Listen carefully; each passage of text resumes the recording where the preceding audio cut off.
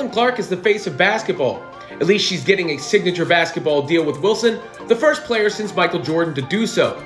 I have described Clark as the Michael Jordan of her generation, considering impact, and I do believe she could be the biggest star in the sport, man or woman, going forward.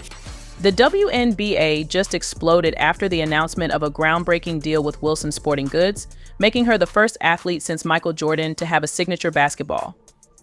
This is a massive shift for women's sports, marking a pivotal moment in the recognition and commercialization of female athletes. The deal not only highlights her exceptional skill and marketability, but also signals a broader shift towards empowering women in sports. While this milestone is being celebrated as a step forward in gender equality, it has also sparked controversy, with some questioning the focus on marketing and the potential for profit over the actual growth of the sport. Nevertheless, the deal is a landmark achievement that shows just how far women's sports have come and the increasing value placed on female athletes in today's market. Don't get it twisted. Don't get it up. Caitlin Clark is the reason why a lot of great things is going to happen.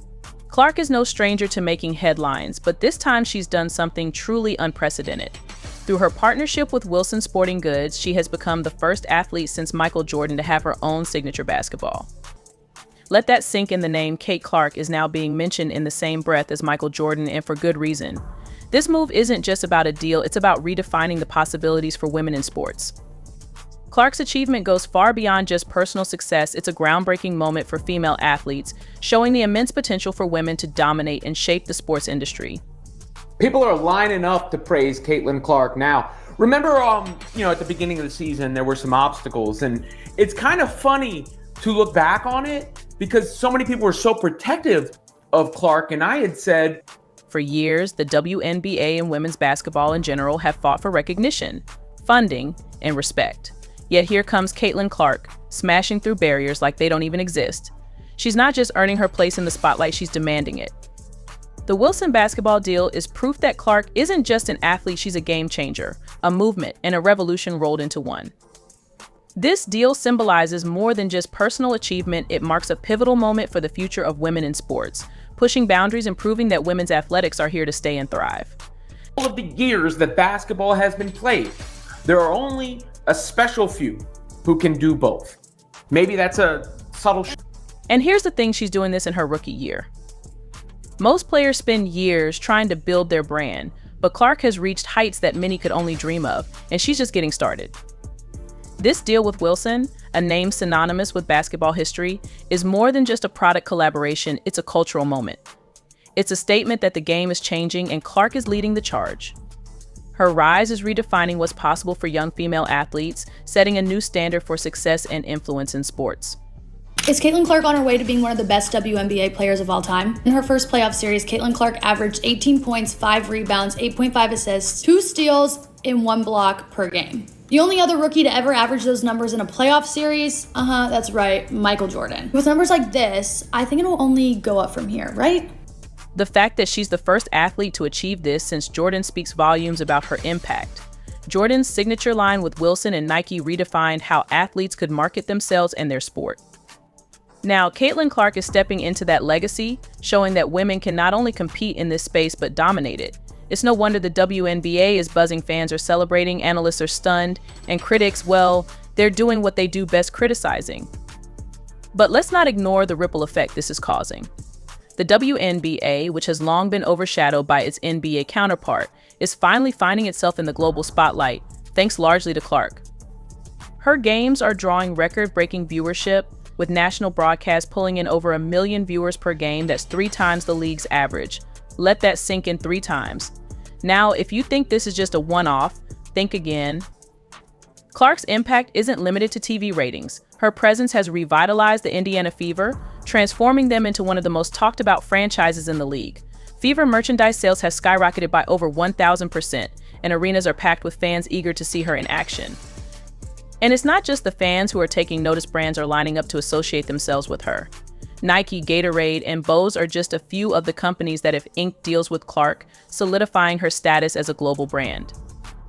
Her Nike deal alone is worth a staggering $28 million, making her one of the highest-earning female athletes in history. This isn't just a moment, it's a movement, and Clark is leading the way.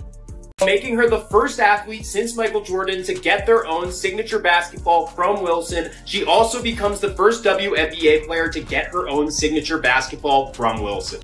The WNBA is buzzing, and for good reason. Caitlin Clark has just cemented her status as a once-in-a-century phenomenon. She's become the first athlete since Michael Jordan to secure her very own signature basketball shoe. Yes, that Michael Jordan, the most iconic and valuable athlete in the world. This milestone not only underscores Clark's extraordinary talent, but also highlights her immense influence on the sport, putting her in the same conversation as basketball's greatest legend. It was like Wayne Gretzky, Michael Jordan, probably eventually Caitlin Clark, where it's like individual people make an entire country tune into their sport. 1,000%. Like hockey was never bigger than when Wayne Gretzky was playing it, and it was ridiculous how much it grew the sport. Tiger Woods. And Caitlin? She's already reached that level in just her rookie year in the WNBA. Her impact goes far beyond basketball fans. She's shaking up the entire sports world, proving that her influence is boundless and her star power undeniable. Congratulations to her and her family. Yeah. The crazy thing is I'm just seeing her last year when they played LSU, but she's phenomenal. Despite her achievement, Caitlin quickly found herself at the center of a media firestorm. The reason? Her honest remarks about privilege and race, which apparently struck a nerve with some people, proving that discussing these topics is still too much for certain individuals to handle. I think Caitlin Clark is already one of the greatest women's basketball players of all time, purely for the fact of what she has done on the court and also the kind of eyeballs that she has brought to a sport that really never had this kind of fame behind it, this kind of fandom behind it. After her Time magazine interview went live, the backlash came pouring in, with critics attacking every word Caitlin Clark said. But here's the twist: instead of backing down, Clark stood her ground. What followed was a wave of support from some of the most legendary figures in sports. LeBron, Serena, MJ, they all came out swinging to defend her. It was like the sports world's version of the Avengers assembling, and trust me, they were not here for the nonsense. And I feel like you have had to answer more questions than anybody about the intersectionality of race and gender and sexuality in sport. Caitlin Clark found herself at the center of a media firestorm, but it wasn't because of her record-breaking performances or her signature three-point shots. No, it was because she had the audacity to be competitive, a crime, apparently, when you're a woman. The backlash was as swift as it was ridiculous, with critics scrambling to label her a villain simply for doing what athletes do best, competing with passion. I'm so focused and so competitive, and I love the game. I love playing. I love being in front of the fans. But over the course of probably the last two and a half years, it's all kind of changed where, it's hard to get a ticket whether we're at home or whether we're on the road. And just when the noise from her critics reached a fever pitch, Caitlin Clark did what she does best. She took control of the narrative. In a bold and groundbreaking interview with Time magazine, where she was named Athlete of the Year for 2024, she dropped a truth bomb that sent the media and the world into a frenzy. Feels the need to acknowledge her white privilege. Basically, she's sorry she's white. She feels really bad about it, though, so you should give her a pass. In a world where accountability is often ignored, Caitlin Clark dared to admit that her success wasn't just about her relentless work ethic. It was also shaped by the privileges she was born with. And if you think that was the end of it, buckle up, because Clark wasn't stopping there. Favorite player was Maya Moore. I know what this league was about. And like I said, it's only been around 25 plus years. So I know there's been so many amazing black women that have been in this league, and continuing to uplift them, I think, is very important. Clark used her platform to shine a light on others. She acknowledged the foundational role that black athletes like Maya Moore played in shaping the WNBA, highlighting how their contributions were instrumental in getting the league to where it is today. Things stemming from Caitlin Clark's Time magazine interview, I could have never guessed that interview would stir up so much controversy. And the world, well, they didn't quite know what to do with her. Some saw her words as a breath of fresh air, an athlete who wasn't afraid to tackle the tough issues head on. Others, however, weren't ready for this conversation and lashed out. The players of the WNBA can't fucking stand her. Why? Because she's white. It's abject, absolute racism. Her unparalleled court vision and revolutionary passing ability elevated her game to a new level, making everyone around her better with every play. She transformed the Iowa Hawkeyes into must-watch television, captivating audiences and redefining what it means to dominate the court. Caitlin Clark's games weren't just selling out arenas, they were shattering viewing records. The 2024 NCAA Championship game drew an astounding 18.7 million viewers, surpassing the audience for many NBA and NFL games. She wasn't just a basketball player anymore, she had become a cultural phenomenon. Decision to make, right? Like maybe in any other year, you give this to Simone Biles, because I think her comeback in the Olympics was amazing. I mean, people pretty much did the postscript on her career. And after what happened to her in Tokyo, like, it's incredible. However, I mean, we've never, ever seen somebody in this way capture an audience, capture a new audience, and be able to absolutely attribute. What truly sets Clark apart is more than her ability to score from anywhere on the court, it's her relentless competitive fire. In practices, she would often stay late perfecting her signature step-back three-pointer. Her coaches later revealed that she frequently arrived hours before scheduled practices, tirelessly working on her game while most people were still asleep. Clark's influence on college basketball extended far beyond her personal achievements. She inspired a movement redefining the sport and showing what's possible with hard work, talent, and an unyielding passion for greatness. Jersey sales skyrocketed, ticket prices soared, and young girls across the country began mimicking Caitlin Clark's iconic playing style. Basketball camps saw record enrollments with aspiring players eager to learn how to shoot like her. Clark wasn't just a star on the court, she was a role model and an inspiration, igniting a new wave of enthusiasm for women's basketball. People don't just listen to her, they buy into her. The reality is that from a marketing perspective, Caitlin Clark is worth more than almost any pro basketball player in the world. Then there are her endorsement deals, which are in a league of their own. Nike, Wilson, State Farm, the big players in the game have all thrown their hats into the ring. Nike reportedly signed her for millions, and they didn't even need a pitch. Caitlin Clark doesn't need to convince anyone of her worth, her name does all the talking. State Farm probably broke their advertising budget just to have her appear in one of those quirky commercials. Wilson, the iconic basketball brand, practically wrote her a blank check. Each deal cements her position not just as a player, but as a global icon. The WNBA just got brutally exposed after Caitlin Clark's insane ticket sales were leaked. Turns out she generates 25% of ticket sales, merchandise, and TV ratings. Clark is basically the WNBA's walking stimulus package, bringing in millions for the league. Yet, despite all the revenue she helps generate, she's only making $76,000 a year. Let that sink in. The WNBA has a gold mine in Clark, but they're paying her like she's working the concession stand. It's a harsh reality. They might not have noticed, but Caitlin Clark doesn't just play basketball, she changes the game. Whether the league likes it or not, the fans are here for her. The numbers don't lie, and neither does the passion she brings to the court. So, WNBA, it's time to wake up, pay her, celebrate her, or watch her take her talents elsewhere. And we all know who would be losing in that scenario.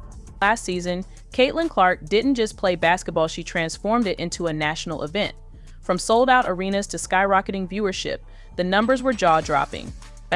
The Indiana Fever's home opener tickets hit $271 for the cheapest seat, more expensive than 29 out of 30 NBA teams' openers. Yes, you read that right. Caitlin Clark playing in a WNBA game generated more buzz than the NBA's biggest stars. For context, $271 could get you a decent seat at an NBA game or nosebleeds at a Caitlin Clark showcase. Talk about priorities. It's not just ticket prices. Clark reportedly added $36 million in revenue for the city of Indianapolis alone since being drafted. Let's be clear, that's not just the team, that's the city, restaurants, hotels, local businesses. They're all cashing in. Meanwhile, Clark herself gets pocket change compared to her impact. Fans are scratching their heads, wondering how the league justifies paying her the same as players who, respectfully, couldn't sell out a high school gym. Social media exploded when it was revealed that Caitlin Clark is responsible for 25% of the WNBA's total revenue. One player, 25%. The reaction was a mix of awe, outrage, and sarcasm. Comments like Clark is the reason this league is still afloat. And how does she not have her own private jet by now started flooding in? But the WNBA's response? Crickets. Let's not forget the TV ratings. When Clark played, her games often drew more viewers than marquee NBA matchups. For example, one of her college games pulled in 3.2 million viewers, outpacing a Warriors vs. Celtics clash at 3 million. Yes, women's basketball outperformed the NBA, but instead of celebrating this monumental shift, critics and even some WNBA players found reasons to hate. The numbers don't lie, but the league sure does. The WNBA wants to act like its success is the result of collective growth, but let's be real, it's Caitlin Clark dragging the league forward, kicking and screaming. Without her, those TV ratings plummet, those ticket sales nosedive, and those merchandise profits evaporate. The league should be bending over backward to keep her happy, not sticking to antiquated pay structures that scream, "We don't actually value you." Fans aren't blind to this nonsense. Social media is flooded with calls for change. People are pointing out the absurdity of her paycheck compared to her impact. It's not just about fairness, it's about business. You don't underpay the person responsible for your survival. That's not just bad optics, it's bad math.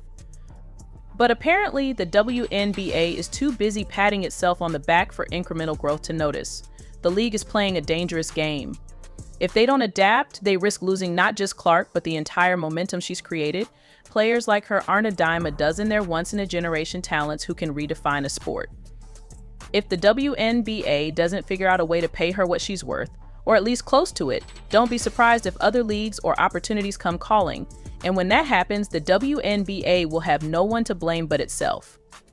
Caitlin Clark, the rookie, drops a bombshell after making $10 million off the court. The basketball phenom, who's making less than the cost of a decent SUV in her first year on the court, has turned her modest paycheck into a PR goldmine. While others are sweating over their 9-to-5 grind, Caitlin is cashing six-figure checks just to show up and talk. And get this, some brands are willing to fork over more than the price of a house and fly her across the country just to have her grace their stage, while the WNBA throws her peanuts. Caitlin Clark has turned her off-the-court presence into a financial empire, stacking up $10 million in the process. Yes, that's right, the rookie everyone felt sorry for has more zeros in her bank account than some seasoned NBA veterans. For Clark, the transition from college to the WNBA wasn't just about showcasing her skills, it was about proving that she belonged at the highest level of the game. Critics like Swoops doubted Caitlin Clark's ability to handle the physicality and pace of the professional game, but Clark didn't just meet expectations, she shattered them. Her adaptability against defenses, ability to play through contact, and knack for making clutch plays in critical moments showcased a level of maturity rarely seen in first-year players. Swoop's initial critique of Clark wasn't limited to her playing style, she also questioned Clark's ability to lead a team, suggesting that her individual success might come at the expense of team cohesion. Once again, Clark defied expectations. Her unselfish play and ability to rally her teammates became one of the Fever's greatest strengths, solidifying her role as both a star player and a team leader. Whether it was her chemistry with veterans like Kelsey Mitchell or her mentorship of younger players, Caitlin Clark proved she was more than just a scorer, she was a leader. As the season progressed and Clark's impact became undeniable, Swoop shifted her narrative, focusing on other aspects of Clark's game while avoiding direct acknowledgement of her earlier predictions. This wasn't the first time Swoop's comments had missed the mark, but the stark contrast between her words and Clark's reality only added to the drama surrounding the ongoing feud. Clark's rookie campaign wasn't just a personal triumph, it was a pivotal moment for the Indiana Fever. After years of struggling to find an identity, the team finally had a star who could carry them into a new era. Her hunger to improve, combined with her relentless work ethic, made her a natural fit for White's vision. Caitlin isn't just a great player, she's a cornerstone for the future, White emphasized, cementing her importance to the team's future success. Stephanie White's tenure as the Indiana Fever head coach came with lofty expectations. After years of underperformance, the franchise needed more than just a tactical overhaul, they needed a cultural reset. From day one, White made it clear that her focus extended beyond X's and O's. She wanted to create a winning mentality, build trust within the locker room, and establish a team-first ethos. This philosophy became even more critical in the wake of Sheryl Swoop's pointed criticisms of the Fever's organization. Swoops painted a picture of discord, suggesting that players were unhappy and eager to leave. Her claims included sharp critiques of the Fever's management and coaching approach, alleging that the team failed to recognize talent and foster loyalty. Caitlin's hunger to improve is unmatched, White shared. She's not just looking to score points, she's looking to make everyone around her better. White also made it a priority to integrate Clark into the team's existing structure without alienating veteran players like Kelsey Mitchell. Swoops had criticized the Fever for their handling of Mitchell, an unrestricted free agent who had just come off a stellar season. White, however, was quick to highlight Mitchell's significance to the team's success, emphasizing her role in the team's continued growth and stability. Ensuring that Mitchell's contributions were both recognized and celebrated, White's balanced approach helped to dispel any notion of favoritism and reinforce the team's unity beyond individual relationships. She also addressed broader organizational changes that were essential for the Fever's resurgence. White implemented more rigorous training sessions, introduced analytics-driven game plans, and prioritized mental conditioning to prepare players for high-pressure situations.